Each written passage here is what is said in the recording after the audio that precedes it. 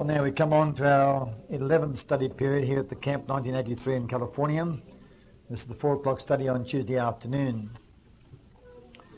We go back now to look further into the life of Jacob and Esau as types of God's people and of the enemy down in these last days of human history. I don't plan to go through every detail of Jacob's life. His flight to Midian, his working for Laban, his marriage to Leah and then to Rachel in turn, his gathering to himself a good deal of wealth and prosperity, and his sojourning, of course, in a far country away from his father's house. Now, we can, of course, liken the wanderings of Jacob to the later wanderings of the children of Israel when they journeyed for those 40 when they journeyed from Egypt toward the land of Canaan, and finally the Lord said to them that they had spent enough time in wandering around the mountain. It was time now to turn northwards to go to the promised land. And we must recognise the fact that we have been too long in a foreign country, far too long in a land far away from our own country. And God has in this message called upon us to turn and head for the land of promise, and day by day we are journeying in the right direction as the message becomes clearer and clearer, and we gain a deeper experience in the things of that wonderful land to come. And so likewise the time came when Jacob was called upon to go back to the land of Canaan. This was not a decision he made himself. This was in fact a command given to him by God directly. Let's turn now to page 192 in the book Patriarchs and Prophets. And we find that first of all Jacob became aware of the fact he should go back to his own land. I'll read this down page 192, second last paragraph on the page. When Jacob, growing weary of Laban's service, proposed to return to Canaan, he said to his father-in-law, "Send me away, that I may go into mine own place, into my country. Give me my wives and my children, for whom I have served thee, and let me go. For thou knowest my service which I have done thee." But Laban urged him to remain, declaring, "I have learned by experience that the Lord hath blessed me for thy sake." He saw that his property was increasing under the care of his son-in-law. Said Jacob, "It was little which thou hast when I came, and it has now increased into a multitude." But as time passed on, Laban became envious of the greater prosperity of Jacob, who increased exceedingly and had much cattle and maidservants and menservants and camels and asses. Laban's sons shared their father's jealousy, and their malicious speeches came to Jacob's ears. "He hath taken away all that was our father's, and of that which was our father's hath he gotten all this glory." And Jacob beheld the countenance of Laban, and behold, it was not toward him as before. So now we find that Jacob is in trouble from two directions, one from Laban and the other from Esau. Jacob would have left his crafty kinsman long before but for the fear of encountering Esau.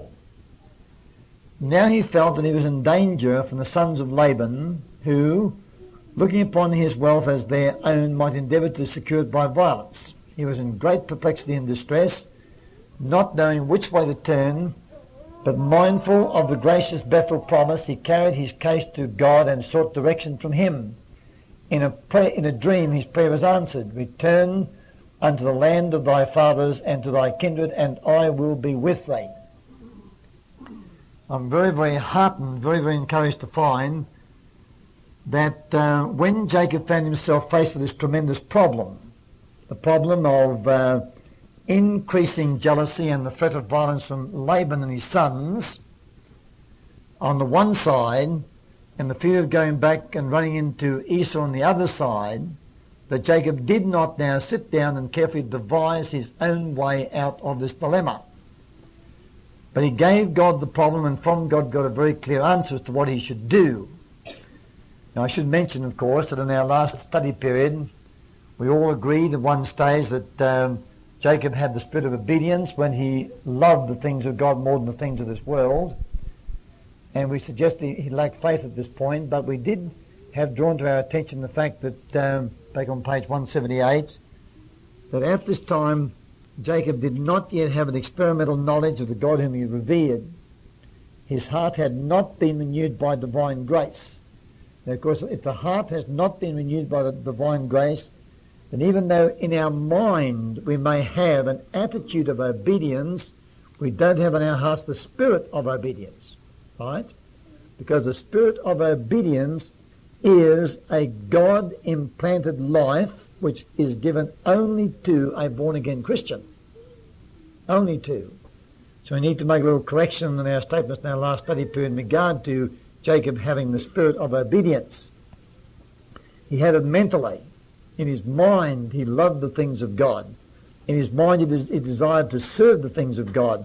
And therefore, that's why he was attracted mentally to the services of the sacrificial system, to the Word of God, to the devotional hours, and these various other spiritual exercises. But within his inner nature, there was not yet that born-again experience which brings about a condition of the true spirit of obedience. The true spirit of obedience, of course, is a heart experience, but it is also supported by a mental attitude, an intellectual attitude, a knowledge in the mind, and an acceptance by the mind of God's requirements, supported, of course, by a heart of love and a heart of obedience.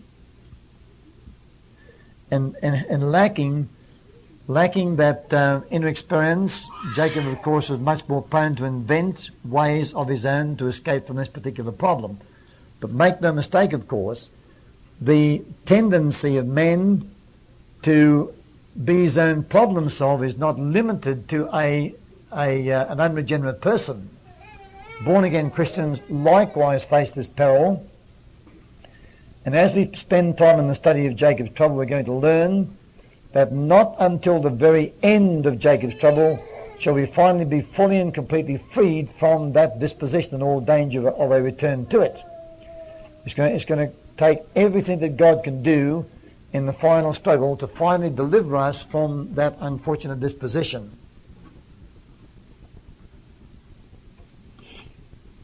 So let's move on now in the story of Jacob.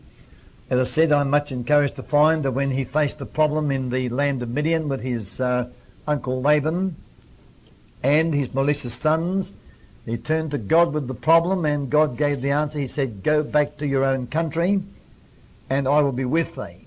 Now, in that statement there's a command and there's a promise.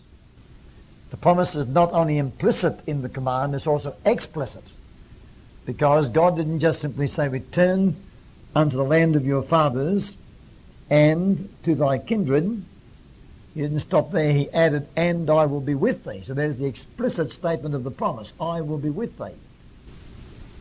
The implicit element is in the command itself, because when God said to him, "Return to the land of your fathers," God was not saying to him, "Go back there to get killed." God was saying to go back there to re-establish the worship of the true God in the promised land. As we know, of course, Jacob waited until Laban took a journey out to some distant areas of his estate, and while he was away, the flocks and herds were speedily gathered and sent forward, and with his wives, children and servants, Jacob crossed the Euphrates, urging his way toward Gilead on the borders of Canaan. After 3 days, Laban learned of their flight and set forth in pursuit, overtaking the company on the 7th day of their journey. Now, Laban travelled lightly. Jacob travelled heavily. Laban travelled without flocks and herds to drive. He probably rode horses, and it took him 7 days to overcome Jacob with only a 3-day start. So Jacob must have been really pushing it, mustn't he? I guess I would have been too. To put as much distance between me and that angry man as I possibly could. No doubt there was no problem in tracking him, because when several thousand animals and a company of people move off in a certain direction, they kind of leave marks behind them. And there'd be no problem tracking them, so the overtaking would be quite direct, and I'm quite surprised it took quite so long to overtake the fleeing people. Now, what also interests me at this time is that Jacob did not turn to carnal weapons to defend himself and his family. Laban, of course, did bring with him swords and spears and bows and arrows, and could very easily have decimated Laban's flocks and also his company of people. But Jacob made no effort at all to arm himself with carnal weapons. He put his trust entirely and completely in God. And likewise today we have already come to the place where we recognise that carnal weapons, that is, weapons of violence or force, have no part in our defence whatsoever. We are totally committed to laying aside the sword, recognising, of course, it has no part in the government and character of God. Now, it says that the fugitives were indeed in great peril, but they did not carry out their hostile purposes because God interposed for the protection of his servants. I read now from the paragraph in the middle of page 193. It is in the power of my hand to do you hurt, said Laban, but the God of your father spake unto me yesternight, saying, take thou heed that thou speak not to Jacob either good or bad, that he should not force him to return or urge him by flattering inducements. Now, I remember now there's a statement in Patriarchs and Proverbs which I'd like to read at this point, which greatly impressed my mind when I read it a little while ago. It's further on, I think it's the return to Canaan, where we're told, yes, page 206 in the book Patriarchs and Prophets, and this is a very, very encouraging statement. It says, God caused a fear to rest upon the inhabitants of the land, so they made no attempt to avenge the slaughter at Shechem. The travellers reached Bethel unmolested. Here the Lord again appeared to Jacob and renewed to him the covenant promise. Now you just consider now the situation. There had been a terrible slaughter at Shechem by the sons of Jacob, a very, very grievous affair. It was carried out deceptively. These men went in there, they made friends with the inhabitants, and when the inhabitants said, we'd like to become one of you, they said, well, then you all be circumcised. And when they were sore and stiff from circumcision, they came in and slaughtered them, which was an extremely miserable thing to do. And the Shechemites hadn't forgotten it. So when this band of murderers came back from the distant land of Midian, with that memory still very much alive in the minds of the Shechemites, they certainly were in great peril, were they not? Tremendous peril. But God put a fear into their minds, and the result was there was no threat against Jacob and his company whatsoever. Now, I want now to look at another story along these same lines, because this other story is one which likewise has given me great rest and confidence in God's protective power. In other words, it again emphasises the point that the only thing we have to worry about is what are my orders and what are the promises. Knowing these, we obey the former and believe the latter, and leave in God's care the whole matter of our security and our supplies and provisions. Now, is there not something very remarkable about the return of Moses to the land of Egypt? When God said to Moses, go back to Egypt and take my people from that land, Moses was aghast at the prospect. I think he was terrified of the prospect at first. But when he went back, as he did in obedience to God's command, he went in and out before Pharaoh to convey to Pharaoh the words of God. Have you ever realized how remarkable that story really is? What is the singular thing about that story that really impresses our minds? Moses didn't get killed. Right, Moses didn't get killed. Now why should he have got killed? Was it swine? Exactly. Moses was a wanted murderer, right? He was a wanted murderer. 40 years before, he'd gone out there and slain an Egyptian, a most significant act in view of the fact it was in defence of an Israelite. And therefore it was more than just murder, it was treason. And what is the law or the punishment for treason in any country in the world then or since? Yeah. Death, right?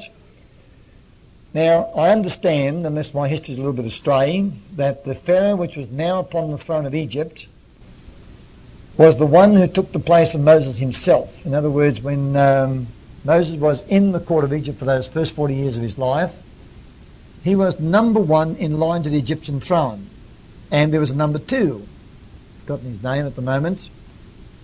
And when Moses ceased to be number one, the number two became number one.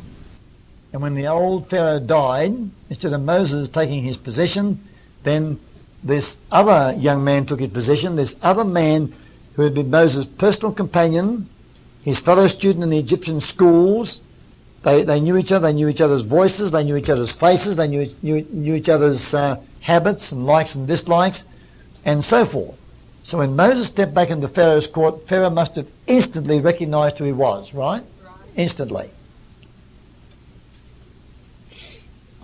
Now, can you imagine yourself, supposing that you committed a murder in this country, the United States of America, and before the sheriff or the police got to know who was the actual criminal, you escaped from this country and fled away to Cuba or to perhaps Russia and hid yourself in one of those countries.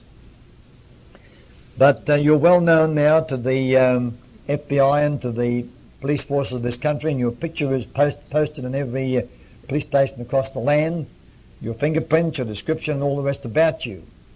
And then one day God says to you, now go back and preach the gospel in America. What would be the first thing you think about? Yeah, right. Fear is the word. You say, well, that's a very foolish proposition, because the moment I step my foot back on American soil, I'm going to be apprehended. But the point is this: if God says go back, even though you might be a convicted murderer, a wanted man in this country, even an outlaw, if God says go back, then God undertakes to see that you can go back and do in this country what God says to do and not be arrested for being a murderer. And that's what happened to Moses. He went back to went back to Egypt, a wanted murderer. He walked boldly into Pharaoh's presence, and the fear of God was so upon the mighty monarch, they did not make any attempt to put Moses in prison whatsoever. Now, isn't that an amazing story? And surely it must be a very comforting story, because someday when God says to you, go and do something, and that doing something involves a very serious threat to your very existence, then what do you say? Well, Moses did it, and he wasn't touched. Jacob did it, and he wasn't touched. So when God says to me, go and do so-and-so, then I'm immune from the dangers which apparently threaten me, and I can do in his might and by his command what he's called upon me to do. Because in every command of God, remember, there is the promise that we shall be kept secure until that order at least is completed. Until at least it's completed. And of course Moses is a wonderful example of this. He went in and out of the court of Pharaoh, and at no time did Pharaoh ever restrict his liberties. An amazing story.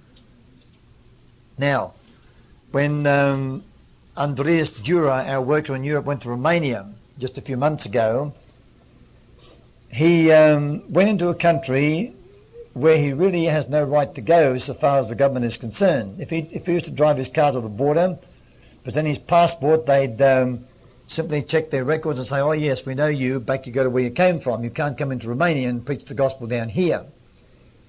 But he's discovered he can, if he goes to Romania as a member of a travel tour, a travel group, goes down by plane and stays in a hotel in the cities down there, there's no problem. At least he seems, well, unless there's no problem, he gets in there without their arresting him and sending him back again. So a few weeks ago, he went to Romania as usual. He goes about once every year or so to visit the little group of believers down there. And surprising how firmly this message has taken in behind the Iron Curtain. As I said the other night, at the camp meeting, there was a Pole from Poland, and he's gone back to his own country now and taking books with him. He fortunately speaks the German language as well as Polish, but he doesn't speak English, of course. And we have believers, of course, in Czechoslovakia, in Romania, and in East Germany, and I have heard but can't verify the fact that they're also in the land of Russia. And right now, interestingly enough, too, there's a brother in the country of Finland. He's a resident of Australia, but he is himself a Finn. He loves this message very dearly, and about 3 to 4 months ago, he departed for a long, long trip to Finland, where he hopes to establish the message as well. So it's really developing in behind those Iron Curtain countries. Well, Andreas and his wife went to the hotel, and from there they then moved out to visit the believers in their own homes. And this happened but once, I think, and then the secret police were there to question the people in their home as to what was going on. But they didn't come near Andreas. So the believers came to visit him in the hotel room. They had studies day after day after day. He was there for about 10 days altogether. And finally, a message came that he was to go and report himself to the Office of the Secret Police. Well, that's a very spine-chilling order in those kind of countries, believe me, because they can pop you into jail and you can just vanish off the face of the earth forever. They're very powerful people. And he said that he went down to this place and they spent many, many hours questioning him, and they revealed, would you believe this, that right there in this Romanian centre, I think the city, what's the capital city? There's Budapest, isn't it? Or Bucharest or something. I just forgot now. I knew it back in my school days. That's a long time ago. And they actually have a record or a file on me personally. They don't have too much information, but they know where I live, they know I visit Germany, they know I write books, I know I lead out in a religious movement. Now, all these details down in that country, you wouldn't think they'd be interested, would you? So I have to watch myself, won't I? Keep the record clean. Keep the record clean. But there's no doubt about the fact that those countries are very, very thorough. For instance, if you drive, as you certainly can do, north of Hannover, and drive down a road that's where the wall separates East and West Germany, every person who comes to look at the wall or the barrier is photographed by the East Germans. And you can see that the moment you appear, up comes the cameras, they take your picture, and they get the license number of your vehicle, and they put this in their little diary, and they know every single vehicle number, registration number, and they have the photograph of every face of every person who's ever looked at that wall in the past so many years since it's been put up.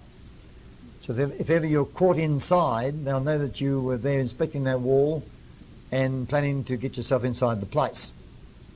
So they're very thorough. They're trying to defend their what shall I call it, their ideology, very carefully. Anyway, to come back to Andreas' story, they talked to him for many hours, and they said to him that his activities in the country were strictly illegal. Well, he said to them, don't you give freedom of religious worship? Well, yes, they said, provided you're registered. We give freedom to registered churches, and this really means, of course, that a registered church is not really free because they have to submit what they preach to the government, and the government approves or disapproves, as the case may be, and what they disapprove you can't preach. And I think in Romania, the Seventh-day Adventist Church people all pay their tithes to the government, and the government then chooses the ministers and pays the ministers from that tithe, after keeping, I think, a liberal share for the government too. Well, Andreas went back to his room feeling a little bit discouraged. He felt he would never again be able to visit in Romania and talk to the believers there. But as he thought about it, there came to his mind several statements in the book Desire of Ages. I just forgot what they are now, but they were concerning the ministry of Jesus Christ.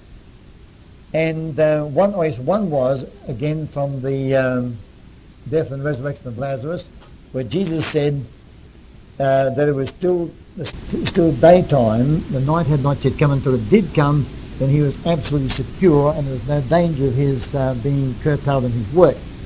And you think about the ministry of Jesus Christ during those 3.5 years that he lived and worked upon this earth. Now, I just mention these various stories because we're going to face the same kind of situation very, very soon. And I'll develop that in just a moment. But almost immediately after Christ began his ministry, well, let's go back to John the Baptist first of all. Now, John the Baptist arose at a time when the Romans were very nervous about large gatherings.